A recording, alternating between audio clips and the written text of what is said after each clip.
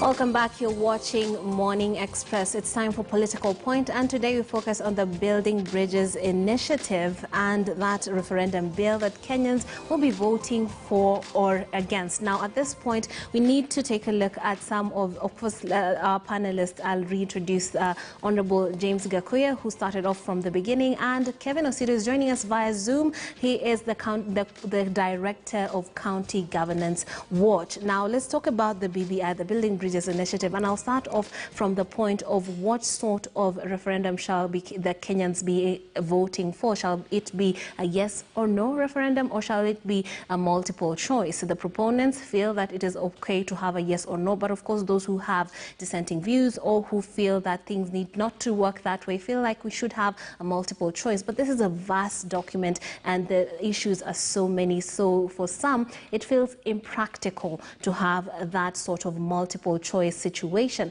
Now I'll start off with you, Honorable Gakuya. What do you make of that and this ongoing debate right now with regards to how Kenyans should vote?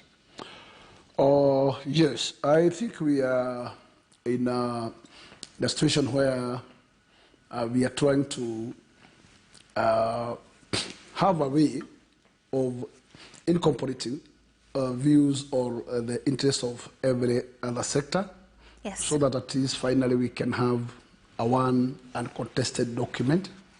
And to me, I have seen the Deputy President zeroing down his terms and conditions that were there before. And that when this matter was at Bomas, he came up with some areas that of concern that he would wish it to be considered. Thereafter, we found a situation where some of those areas were taken care of. Yes. And most of the cruises that were teething issues were corrected. But at this point we have seen still there are some few number of issues and that are not completely agreed. And the process to deal with it, we find the Ruto side is asking for what we call multiple questions that would allow Wanjiku to determine whether or not to have or have not what is not yet agreed as a contentious issue in the current draft. But my take in this is that there is a caucus going on headed by Kangata, Senator, and some members of Ruto Coalition. Yes. And at least it's like they are coming up with a roadmap where they can have an agreement of what to go forward before handing over these signatures to the Electoral Commission.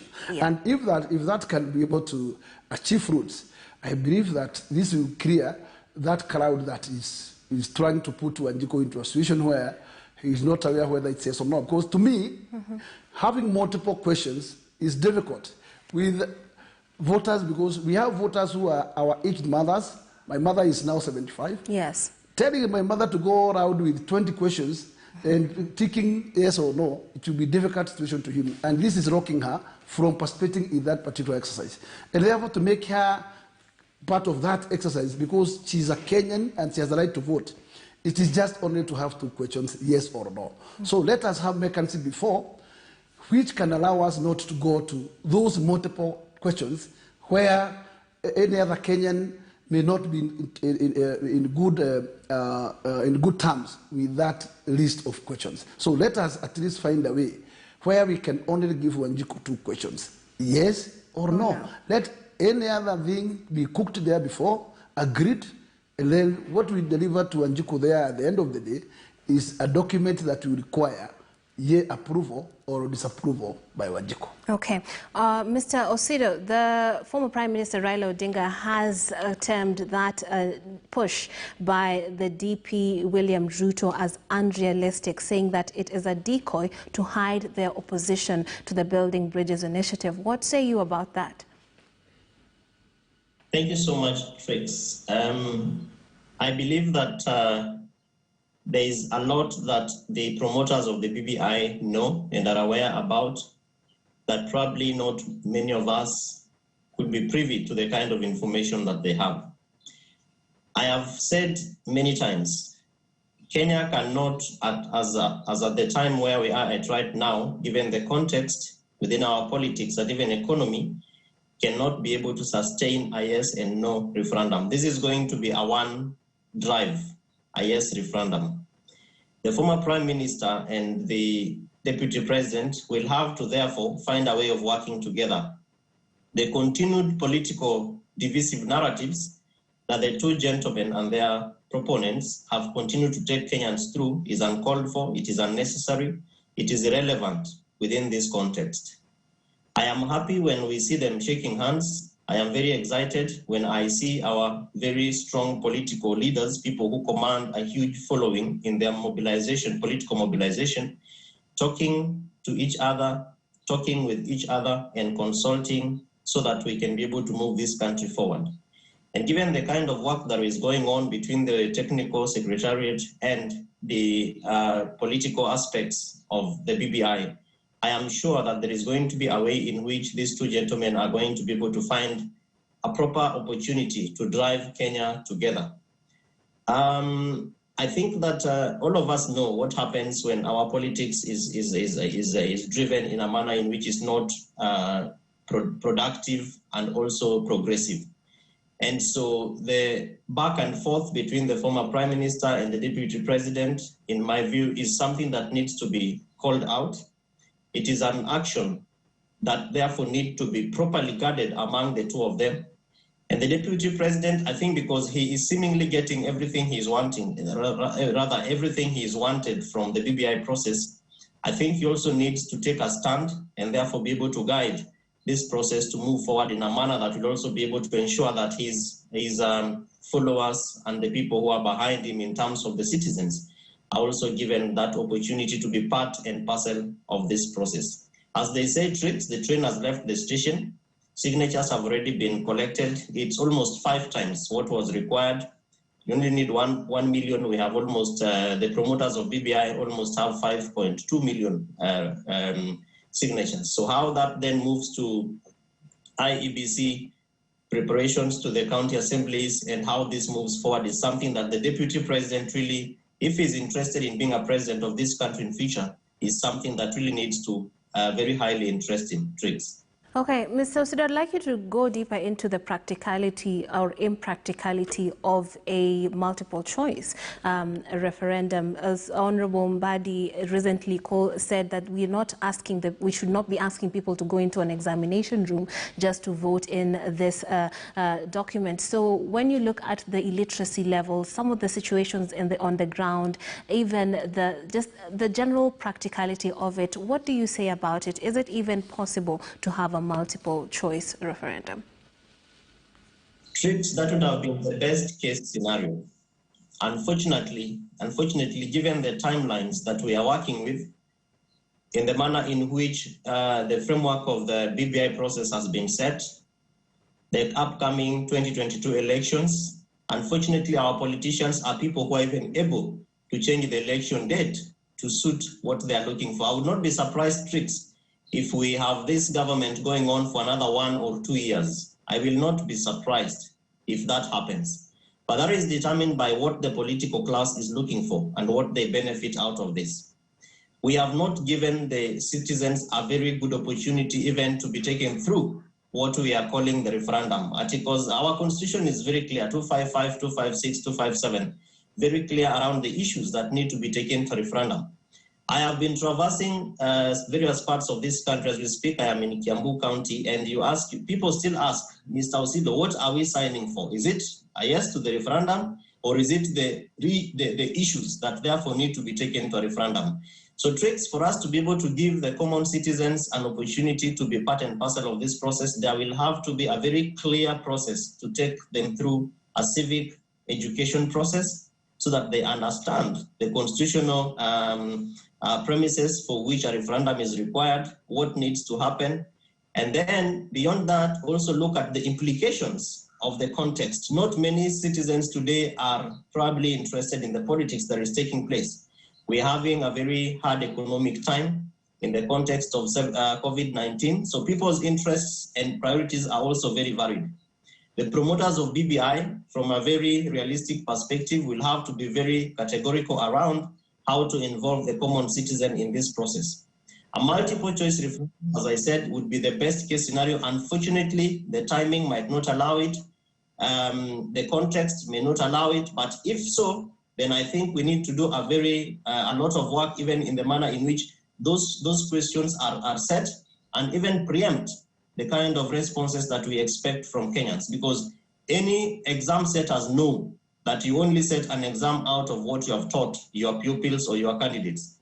But if you give them exams for which, for what syllabus or what topics within a syllabus not taken them through, then you expect that there is no one who is going to pass. So the promoters of the BBI are also aware that taking Kenyans through a multiple referendum would give them an opportunity where, depending on how you mark that ballot paper, if I may call it, or the referendum box, if you take, what does that mean? If you put an X, what will that mean? And so from intelligence perspective, you also don't want to give Kenyans an opportunity where most of them will have an X, which therefore gives you a no referendum.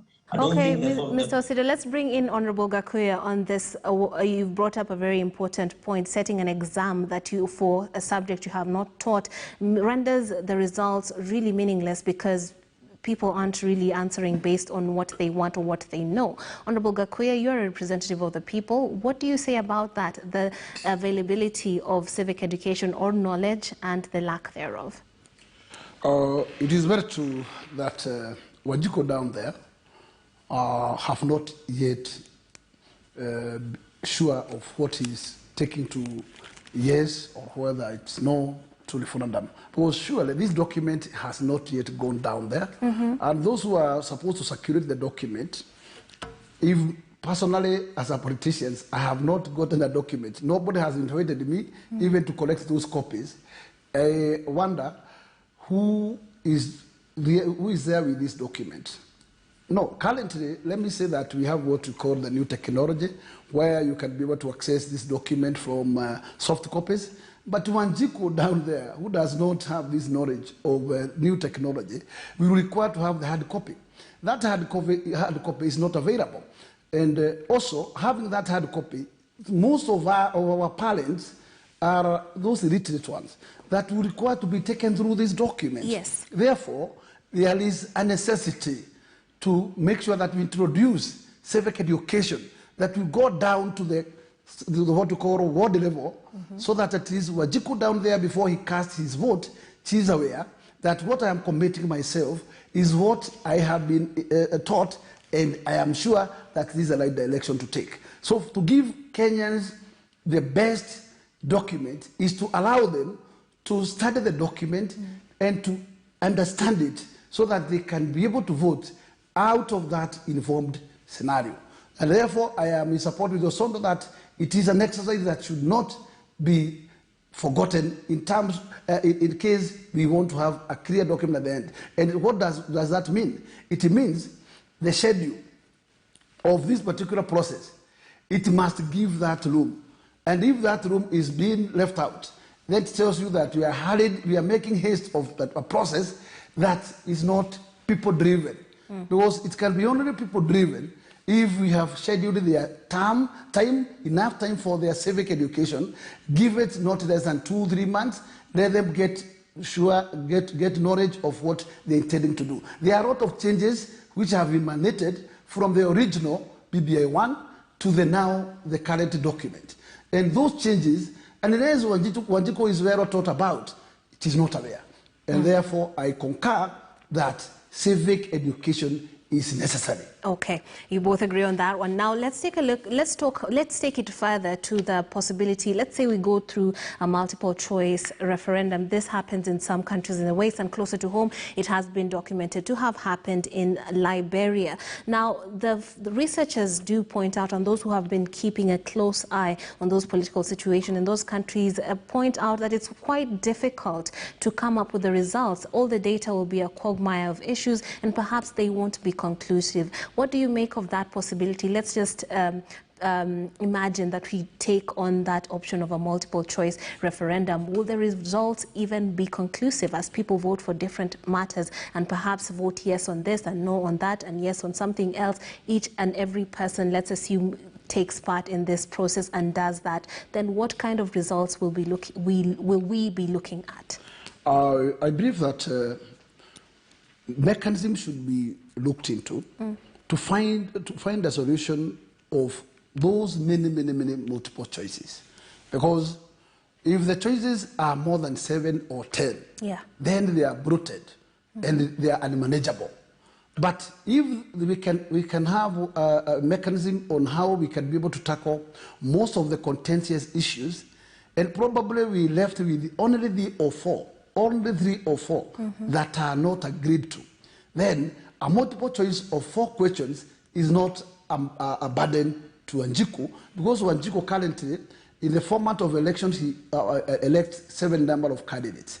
Therefore, tells you it is used to that particular formula of multiple, and she can be able to deal with multiple choices if they are not so bloated. Therefore, if we can reduce and agree on major part of the document, then we have maybe 2 or 3 areas of concern with those contentious issues and agreed. Then a proposal of a multiple choice of anything to do with the 1, 2, or up to 5 questions is admissible. Okay. On Mr. Osido, what do you make of that option? Perhaps we forget the ignorance that the people have about the document itself. Let's get to a referendum where it's multiple choice. What scenarios do you foresee, pros and cons? Are very intelligent people, even the people that we are calling Adhiambo, Wanjiku, and Mora, among others, are people who know what interests them. And if we can be able to give them an opportunity where we listen to what they are saying and we tell them, we hear you, please, how do you want this process to be taken forward? That way it will give them an opportunity to feel part and parcel of it, and even the interest to be able to, on their own volition and will, get these copies to read them, whether physically or online. That interest will have been boosted.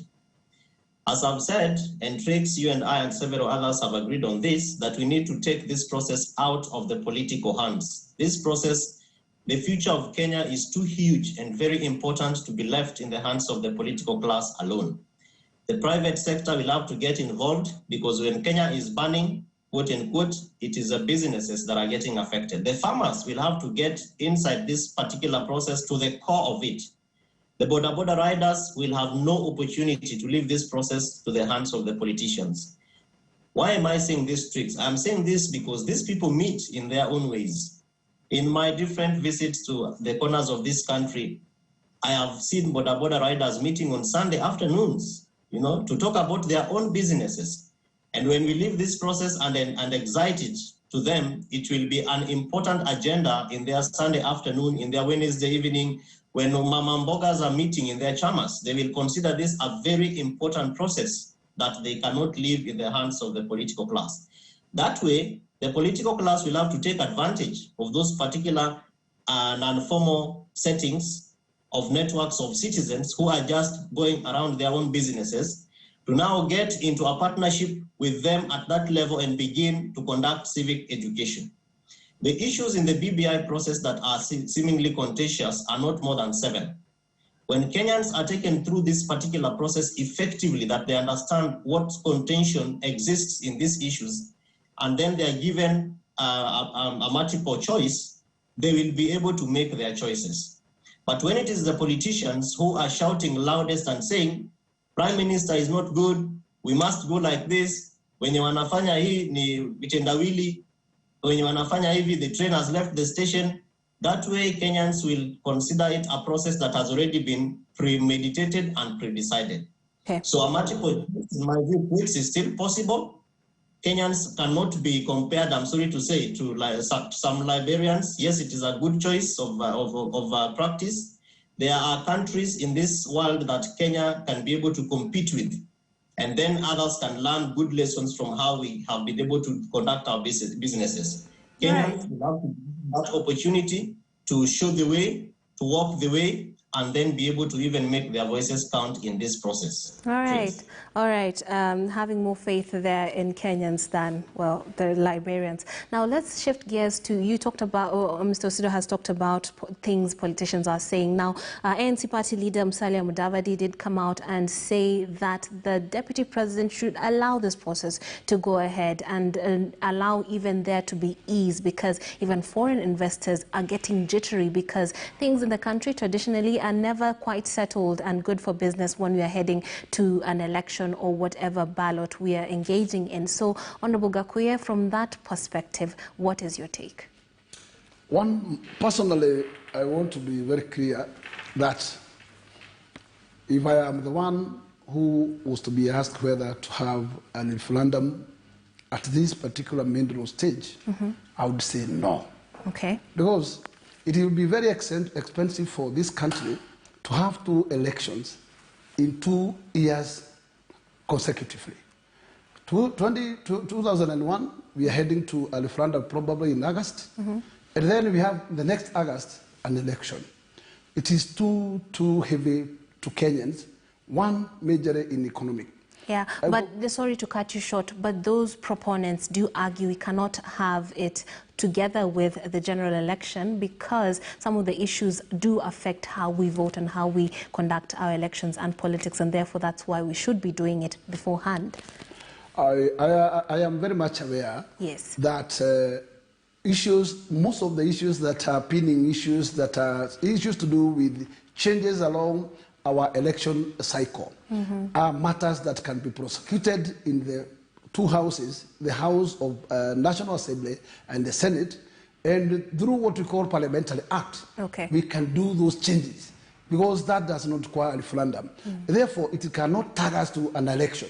Therefore, if we can agree as a nation that let us deal and prosecute what is an obstacle to the coming election and handle it through the process of the National Assembly, and then we tag those other proposed probably issues to do with the referendum to our general election. And that particular way, we would have saved wastage of a lot of money. And I think it is doable. What is not doable is only where there is no goodwill. But if there can be a goodwill, nothing can prevent us from handling those teething issues that are pertaining to electoral commission, issues of handling the process, issues that actually we think that are teething issues that must be collected before next election. Right. That we can deal with them, prosecute them in the National Assembly and the Senate, and get through with them. But those contentious issues that must be heralded must move to the Constitution does not admit to be dealt with at Parliament level. It can be left to general election and handled spontaneously with our general election. Okay. Mr. Osido, what say you about the spoiling of the good environment for business and economic activities? Do you think we are, by delaying the process, we are actually not aiding the economy in any way? As I said earlier on, part of the reason why this process actually took place and we are aware about it was the manner in which over the preceding elections we have not been able to do business properly 2 years to an upcoming elections, and this has been a very difficult moment. These have been very difficult moments for our economic activity, because when politicians call for rallies, you know what happens. Some towns actually are at a standstill. Nothing happens. It's like a holiday. That is going to be very dangerous for our country, particularly listening to what the Cabinet Secretary Treasury is talking about, the state of our economy, state of counties, trips. We cannot sustain what's happening. Look at service delivery. Doctors are talking about strikes. Nurses are talking about strikes. We have serious food shortage issues in some parts of this country. Those are the things that matter to the common citizen. I'm happy that government has been able to deal with insecurity issues, a lot of work that is being done by our men and women in uniform, and that is progressive. the politicians need to also embrace that kind of spirit for the growth of this country. That when you are told that, please, let's not do politics, let's just stop it. But unfortunately, the priorities of the political class against even the common citizens are very different. And that is why I keep insisting and praying, maybe appealing at this point, that if we can be able to take this process to the common citizens, the people who are being taxed every day and are asking, where do my taxes go to? The people who are feeling the heat and the brunt of the politics against economics at the grassroots. Those are the people that need to own this process streets, because when they own this process, it will be even much more cheaper for that referendum. Reasons why our elections are very expensive is due to mistrust, that you have one ballot being guarded by 16 police officers. It is unnecessary when citizens are able to come out and say, the BBI process is our process, we are going to safeguard it effectively. When citizens own this particular process, there will be a very clear boost even to the economy, because the kind of resources we are talking about, tricks, will actually be reduced. Even issues of civic education, you will not need to print this kind of documents. There are people out there who will come out and voluntarily say, I am going to be a trainer of trainees. Just give me one document and some flip charts. I will get people into a hall, I will train them. That will be a huge saving for the government. But if we want to safeguard this process like a process that belongs to some big boys in a club, then people are going to begin to organize to break into that club and ask themselves, why can't it be given to us? So I agree with the people who are saying the economy is not doing very well. It is true. It is very difficult for families and homes even to have 3 meals a day. Kids have been at home for almost 9 months. Very difficult. We are preparing to go back to school in January. Tricks, parents are getting disturbed. I think the people who are pushing for whichever sides of this particular process need to listen to Kenyans and give them an opportunity to be part and parcel of this process to help this country to make huge savings which will then be boosted back into the economy to begin to build this economy to move forward. We appreciate government efforts, economic stimulus packages, but I think a lot more needs to be done, and that cannot be done, Tricks, when we are flooding this entire process with political narratives. Tricks. Very in-depth analysis. I'd like Honorable Gakuya to give your closing remarks on this particular debate. Let me say that taking consideration on at the point our country is standing on, we all understand very well that we have a warning from our Treasury. Our CS last week actually made a statement that this country is heading to a very hard times. And he told Kenyans that prepare for hard times. It will not be possible even to disperse money to some agencies, government agencies. And it's very true. As we speak of opening schools January 4, and the president has been urging the members of parliament to use the CDF kitty to do what we call additional infrastructures to make sure that actually we will be able to be in tandem with the COVID pandemic conditionalities. It is very true that up to this point, nothing is coming from Treasury. And this tells you that the country's economy is at a point of turmoil. And therefore, our priorities must be of very essence, that we must be putting this country into an area whereby we shall keep it on the rail. But if we put this country out of the rail, it tells you that it will judge ourselves very harshly in the future. So I would say, as much as the BBI is very important to Kenyans and to some politicians, yes, it is very important to consider where we are in as a country. We must consider first that we have striking doctors, striking nurses. They require to be heard. Their solution must be met with some budgets. Number two, we are in a situation where this country economically, SMEs are crippled because this pandemic has moved most of the business people out of business.